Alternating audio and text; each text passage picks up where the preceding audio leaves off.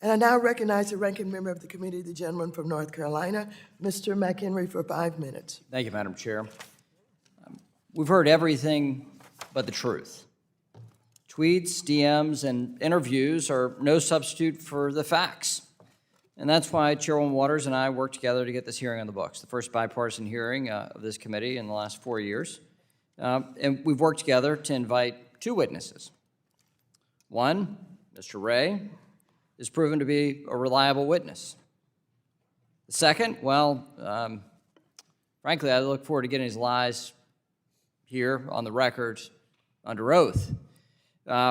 Nevertheless, the arrest of Sam Bankman-Fried is welcome news. But it still does not get at the bottom of what happened at FTX and why it happened and who else may be responsible.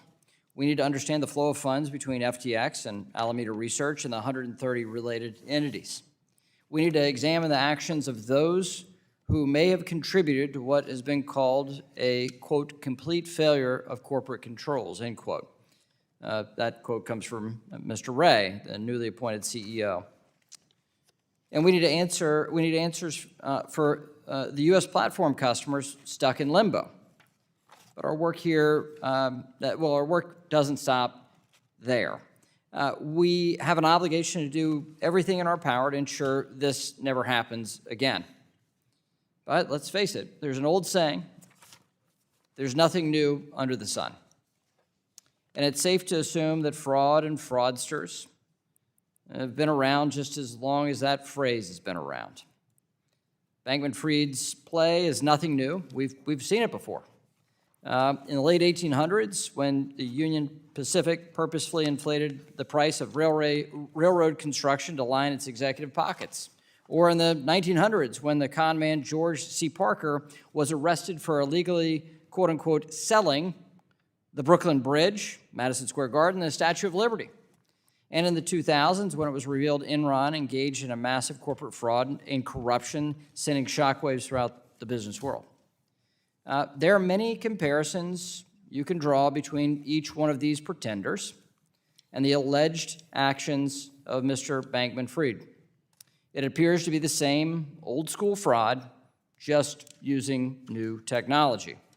But it's important to note, and I think it's very important to note, we still use railroads, we still buy and sell real estate, and we still rely on businesses to provide services. We have to separate out the bad actions of an individual from the good created by an industry and an innovation. So let me be clear. I believe in the promise of digital assets and those around the world building on blockchain technologies. And that's why I've worked and will continue to work to provide clear rules of the road for the digital asset ecosystem here in the United States.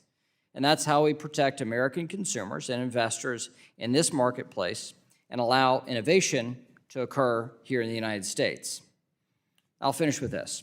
We know the Securities Exchange Commission Chair Gensler's regulation by enforcement approach is not going to stop bad actors. Next year, I look forward to hearing from Mr. Gensler early and often.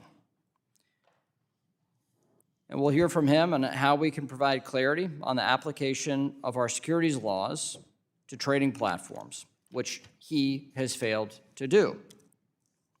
The Financial Services Committee has an important role to play in this fact-finding mission, which we will start today and continue as we work towards a legislative outcome to prevent this from happening again.